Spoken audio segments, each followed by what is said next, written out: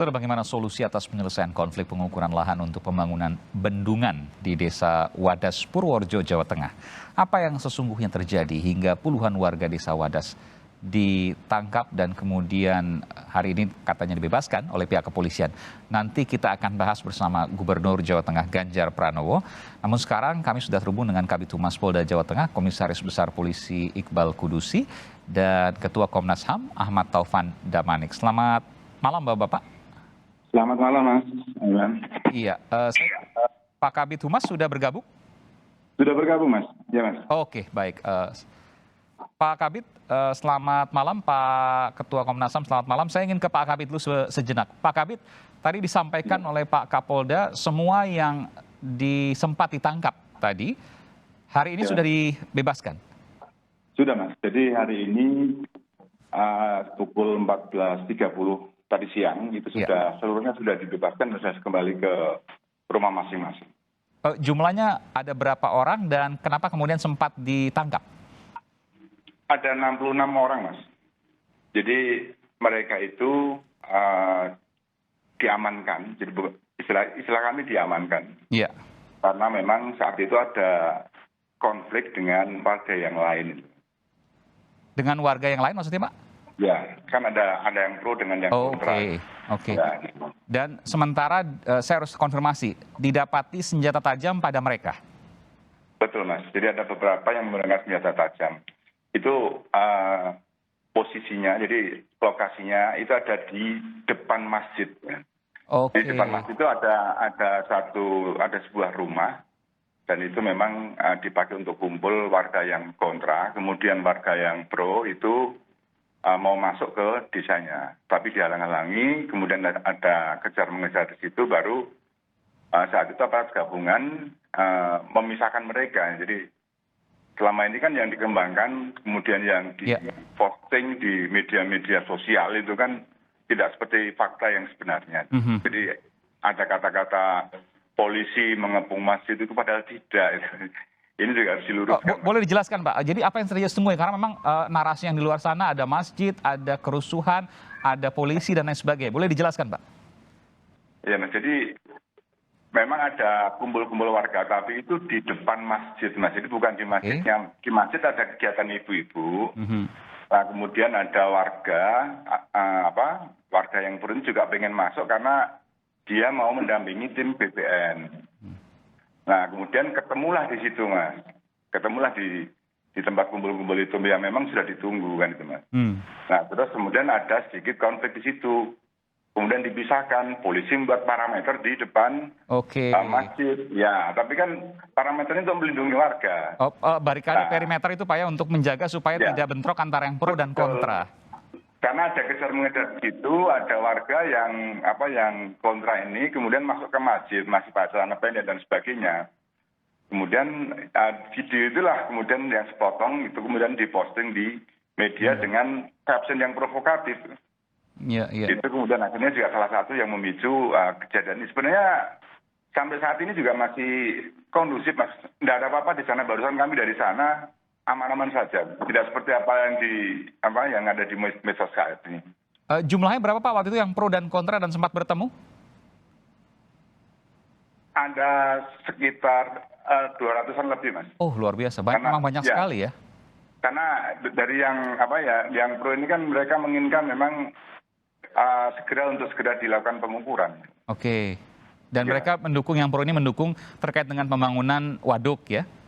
Betul, Mas. Termasuk juga tambang. Mereka inilah yang meminta. Nah, polisi kan juga harus menjamin kedua-duanya, menjamin keamanan dari pihak yang pro ini juga ada hak untuk dijamin keamanannya, juga dari yang kontra kan itu, Mas. Iya.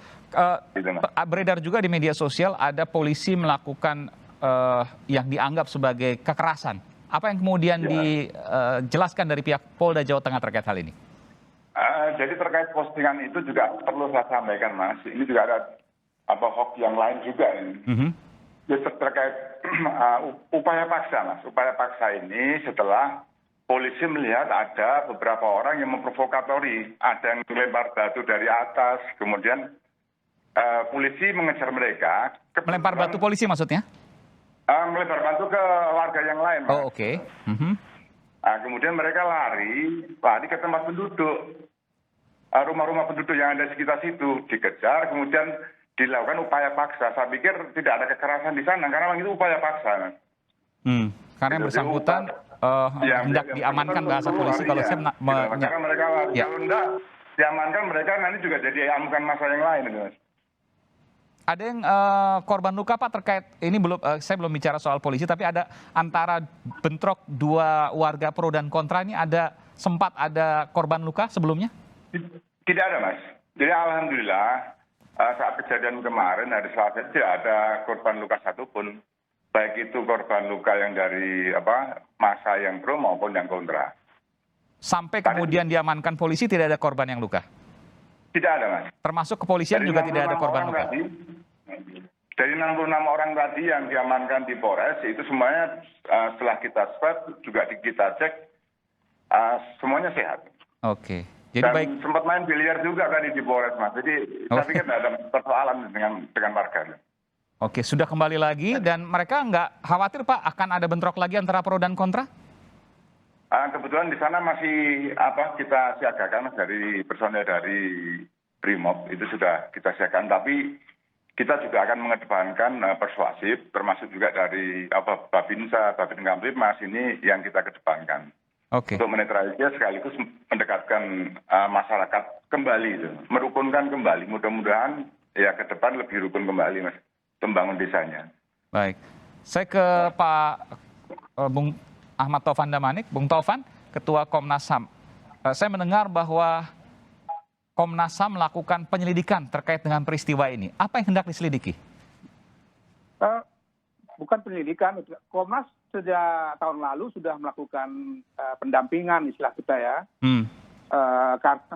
Karena baik yang menyetujui untuk tanahnya diambil, dijual ya, dikompensasi maksud saya, maupun yang tidak menyetujui, dua-duanya sudah mengadu ke Komnas HAM. Ini jumlahnya banyak ya Pak Taufan ya? Ada ribuan mungkin? Iya. Ribuan yang pro dan ribuan yang kontra? Enggak sampai begitu. Tapi kedua-duanya mengadu ke Komnas HAM karena memang terjadi saling intimidasi di antara mereka sejak lama ya. Misalnya bahkan sampai pada anak-anak saja terjadi saling bully gitu. Ini misalnya anak ini orang tuanya yang setuju, yang ini anak yang satu lagi yang tidak setuju misalnya, itu saling bully gitu. Itu terjadi. Jadi usia berapa itu anak-anak itu? Masih belasan atau di bawah 10? Anak sekolah ya. Usia sekolah SMP SMA?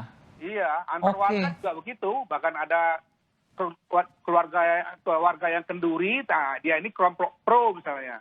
Kelompok yang kontra nggak datang gitu. Sejak tahun berapa tuh Pak Ketua? Ya sudah berapa tahun terakhir lah itu menegang ya. Sehingga memang situasi yang tidak kondusif ya, keretakan sosial di antara warga itu semakin memicu keadaan yang keruh di sana. Sementara sisi lain ada proyek yang tetap akan berjalan di situ, yaitu yang untuk pengambilan batu andesit dalam rangka membangun waduk tadi kan. Nah kami sebetulnya sudah beberapa waktu lalu datang ke sana berkali-kali dan yang terakhir itu kami datang tanggal 23 Januari ya.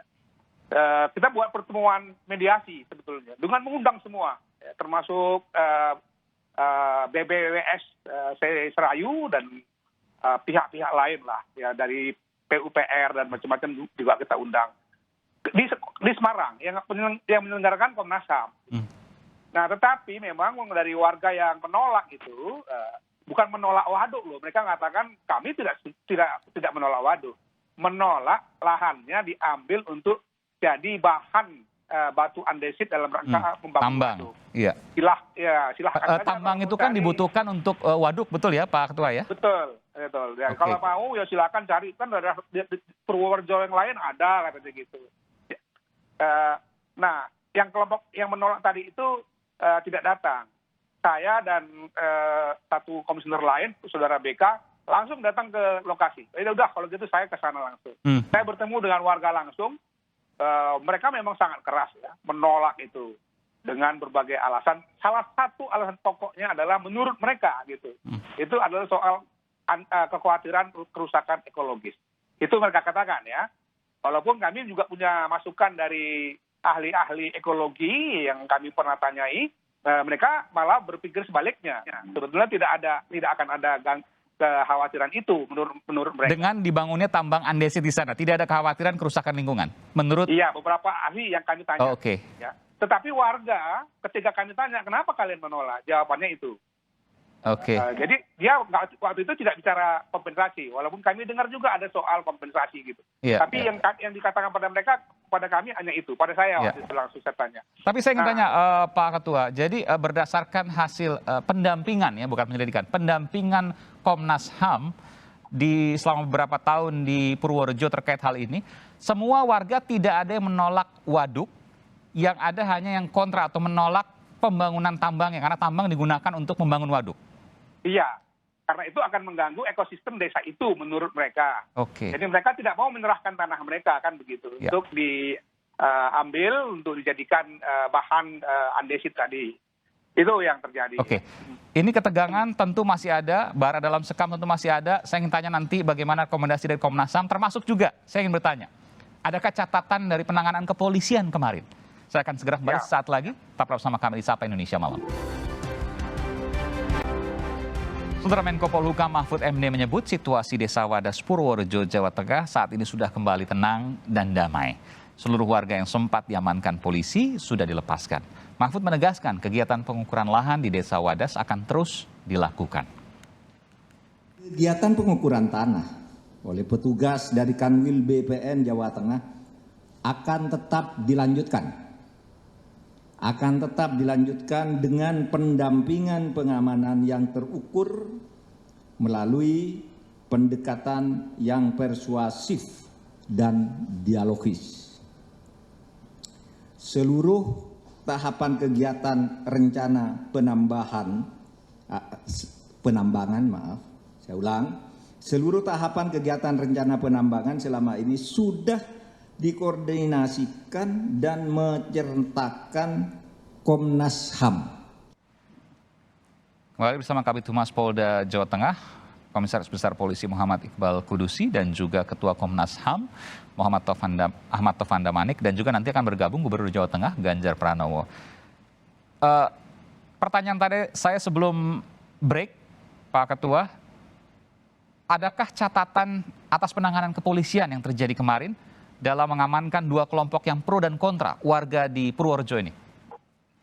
Ya, meskipun kalau kita ditanya secara objektif, apa yang disebut sebagai dugaan terjadinya kekerasan itu ya tidak tidak sebesar sebagaimana yang digambarkan oleh media sosial. Itu informasi yang kami cek langsung. Kami punya banyak jaringan lah di sana karena kami sudah berkali-kali ke sana. Kami juga punya jaringan di kepolisian, kami punya jaringan juga dengan pihak LBH-nya, pihak masyarakat, tokoh-tokoh dan lain-lain, termasuk juga dari tokoh-tokoh NU ya, kiai-kiai yang juga sebetulnya concern dengan masalah ini. Nah, tetapi memang kita harus betul-betul sejak awal kami sudah ingatkan Pak Kapolda, melalui saudara Anam, saya minta saudara Anam komunikasi dengan Kapolda supaya memang sebaik-baiknya dihindarkan langkah-langkah yang katakan tadi misalnya mengerahkan pasukan dan lain-lain itu. Oke. Karena menurut kami ketika kami datang ke sana tempo hari kan warga itu jelas-jelas minta sama kami supaya memfasilitasi dialog Pak Gubernur Ganjar Pranowo dengan warga di Wadas, mereka bilang. Makanya yang pro dan kontra setuju itu. Jadi harus ada dialog pro dan kontra ditengahi oleh gubernur gitu maksudnya? Bukan, kelompok yang menolak itu mau berdialog dengan Pak Ganjar Pranowo. Itu saya sudah sampaikan sama beliau dan beliau mengatakan oke, siap, kita akan aturlah nanti kapan pertemuan dengan warga di Wadas ya, tidak di luar Desa Wadas gitu. Itu permintaan mereka dan saya juga jelaskan waktu itu ini ada kekhawatiran soal kerusakan ekosistem. Makanya warga yang menolak ini dia juga nggak setuju kalau misalnya warga yang sudah menerima itu lahannya diukur. Karena menurut mereka nanti kalau di sana digali ya itu sama dengan merusak ekosistem dia bilang. Itu kan pandangan mereka gitu. Sementara dari pandangan ahli yang kita tanya misalnya agak berbeda. Karena itu kami juga sampaikan kepada Pak Gubernur waktu itu supaya ada langkah-langkah untuk melakukan sosialisasi yang lebih sederhana, lebih masuk akal pada masyarakat tentang kekhawatiran kerusakan ekosistem itu tidak seperti kekhawatiran mereka misalnya. Seperti itu kami sampaikan. Ini yang pro dan kontra, blok wilayahnya berbeda ya, memang berseberangan begitu ya? Ya enggak juga, banyak juga yang bergabung, kampung padangan rumah gitu. Makanya jadi kampung itu ya memang menjadi kampung yang secara sosial ya tidak baik gitu, karena satu sama lain jadi saling bermusuhan dan semakin hari semakin tegang ya. Sebab yang kelompok yang mendukung itu juga mereka marah-marah ya. Waktu pertemuan dengan kami juga panjang lebar mereka marah karena mereka sudah menunggu sekian lama, 3-4 tahun gitu. Kenapa sampai hari ini kok tanah kami belum diukur, belum jelas kompensasinya kan begitu. Jadi ada kelompok yang mendukung tadi itu, dia juga melakukan intensitasnya tinggi juga. Begitu. Dan di luar semua konflik ini sudah ada putusan pengadilan yang memutuskan bahwa akan dibangun waduk yang bersangkutan di sana, Purworejo. Iya, putusan PT UN itu sudah inkrah bahkan di tingkat kasasi ya. Dan kami sudah sampaikan juga itu pada warga ketika kami ketemu. Warga yang nolak ya. Iya. Kalau warga yang mendukung kan dari awal mereka sudah mendukung. Kami bertemu pagi dengan yang mendukung bersama semua jajaran pemerintahan. Karena yang menolak tidak mau datang dalam rapat mediasi yang kami lakukan, maka kami datang langsung ke Wadas menemui yang sepenuhnya yang tadi yang menolak itu. Oke, baik. Saya ingin tanya nanti pertanyaan yang sama juga ke Pak Bung Taufan. Saya ingin tanya dulu ke Pak Kabid Humas, Komisaris Besar Polisi Muhammad Iqbal Kudusi. Tentu sekarang damai ya, kita bersyukur. Meskipun bara dalam sekam pasti ada di sana. Bagaimana kemudian polisi menyikapi soal ini, Pak Kabid? Jadi kami juga membuat catatan pada kegiatan kemarin, Mas. Mungkin ke depan kita juga, karena kemarin itu dari Babin Kamtimas kita, Babinsa itu kan ada larangan masuk, dan sekarang tadi juga diberikan pemahaman kepada warga yang kemarin sempat kita amankan. Mudah-mudahan ke depan ujung tombak kita ini Babin Kamtimas itu bisa masuk ke sana, kemudian dapat diterima oleh masyarakat, sehingga sosialisasi, pemahaman dan sebagainya, terutama pemahaman terhadap berita-berita hoax gitu, Mas ya. Iya. Itu memang harus diutamakan mereka karena sangat berbahaya, betul. Sekali ini ya. Iya. Ke Pak Ketua Komnas HAM, Bung Taufan Damanik. Bung Taufan, ini kan tentu harus kita akui masih ada bara dalam sekam walaupun saat ini damai. Belum lagi nanti misalnya kita bicara soal ada pihak-pihak tertentu, pihak ketiga dan lain sebagainya yang menunggangi kemudian menyampaikan informasi palsu di media sosial dan lain sebagainya, membakar. Bagaimana kemudian rekomendasi Komnas HAM terkait ini? Ya, kami tetap dengan tawaran kami semula ya, agar terjadi dialog, terutama antara warga yang menolak itu dengan Pak Gubernur. Tapi selain itu memang antara warga baik yang menolak maupun yang mendukung selama ini. Karena ini penting sekali juga untuk mengembalikan suasana kondusivitas ya di masyarakat Wadas itu. Sangat disayangkan hari ini kemudian terjadi permusuhan di antara warga dan tentu saja itu tidak sehat buat mereka semua.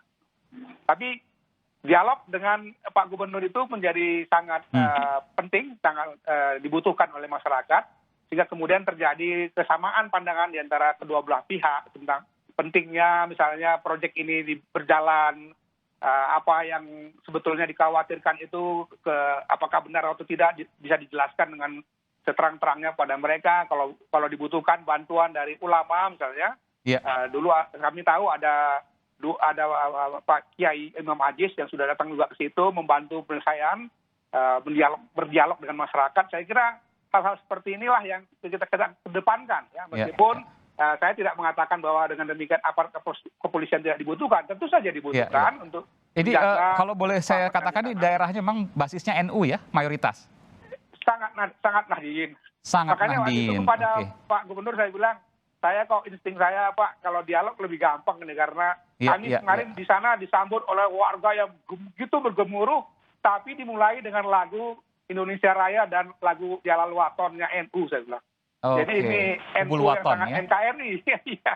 Oke. Jadi kalau rekomendasi Komnas HAM, Pak Gubernur datang, sejumlah Pak Kiai juga datang, insya Allah ini selesai.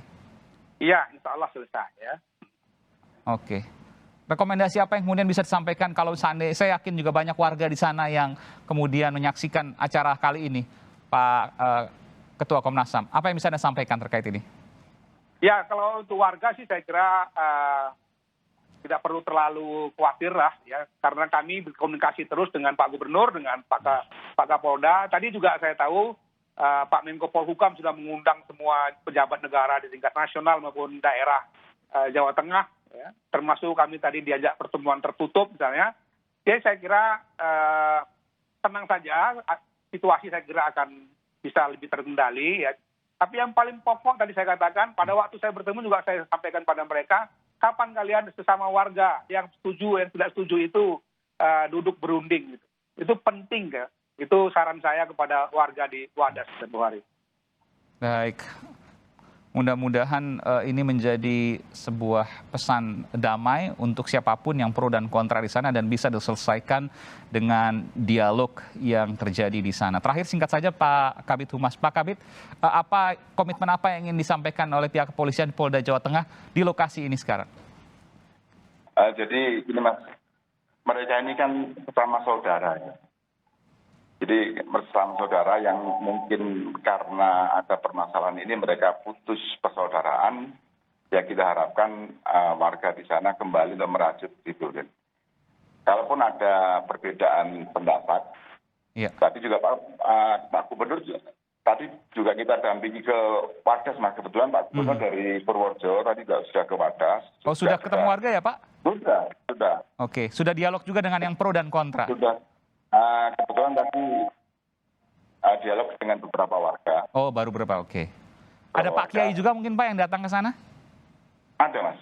Ada juga. Termasuk juga dari stakeholder yang tadi ikut kegiatan Preskon.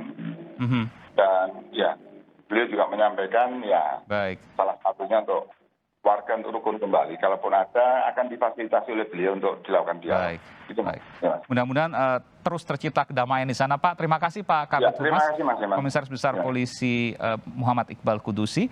Dan kami akan lanjutkan dengan Ketua Komnas HAM. Nanti juga kami akan mengundang Gubernur Jawa Tengah Ganjar Pranowo.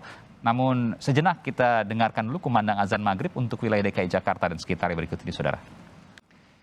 Selamat menunaikan ibadah sholat maghrib, saudara, bagi Anda yang menjalankan, khususnya di wilayah DKI Jakarta dan sekitarnya.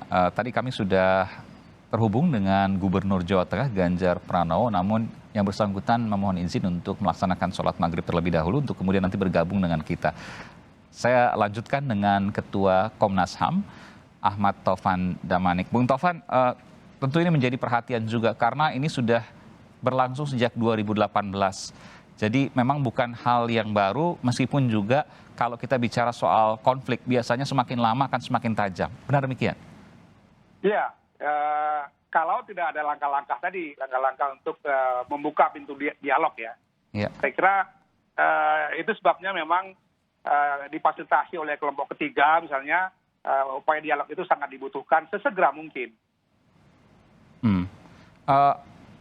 Kalau bicara soal pengukuran yang sudah dilakukan, artinya kan prosesnya akan jalan terus. Sementara masih ada penolakan-penolakan di sana.